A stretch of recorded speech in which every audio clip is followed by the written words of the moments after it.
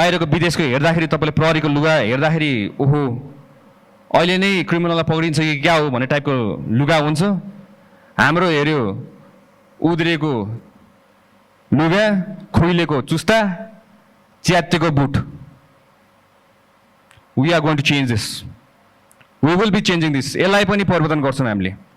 यसलाई पनि हामीले के गर्छौँ भन्दाखेरि चाहिँ राम्रोसित पुलिसलाई हेर्दाखेरि त्यो छुट्टै लेभलको रेस्पेक्ट आओस्।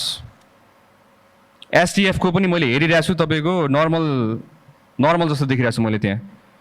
मेरो अगाडि हिँड्ने टिमहरू पनि अलि हेर्दाखेरि पनि देखोस् न तपाईँको ओहो एसटिएफ खतरा पुलिसहरू रहेछ। उहाँहरू त फुल्ली ट्रेन्ड, इक्विप्ड। दङ्गा नियन्त्रण गर्न जाँदाखेरि दुईटा हात दिएर पठान्छ। कसरी गर्ने दङ्गा नियन्त्रण? तर दुईटा हातले आन्दोलन रोक्न सकिँदैन हजुर। हामीले माथिबाट निर्देशन दिँदै गर्दाखेरि तल्लो दर्जाको हाम्रो कर्मचारीहरूले कति रिस्क बेहोरेर तपाईँको अगाडि उभिनुपर्छ, ज्यान धरापमा राखेर हुनुपर्छ।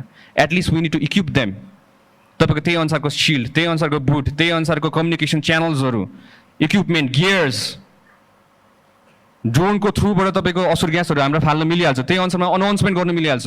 This is called modern policing. So will be modernising police in Nepal from now on. अबदेखि हामीले आफ्नो सङ्गठनलाई नयाँ मोडर्न पुलिसिङ भनेर हामीले गर्छौँ, जसमा हामीले प्रविधि, स्रोत साधन सबैको युज गरेर हामीले त्यही अनुसारमा फुल फेजमा ट्रेनिङ दिएर हामीले बल्ल हामीले अगाडि बढाउँछौँ। Without any shield no police is going to go to handle a riot. कुनै आन्दोलन हुँदैछ भने सिल्ड बिना र फुल गियर इक्विप बिना कुनै सिपाहीलाई अगाडि नबढाउनु हुन्न। म हार्दिक अनुरोध गर्दछु हाम्रो आइजिपी साहब र विभिन्न हाम्रो अधिकृत ज्यूहरूलाई पनि।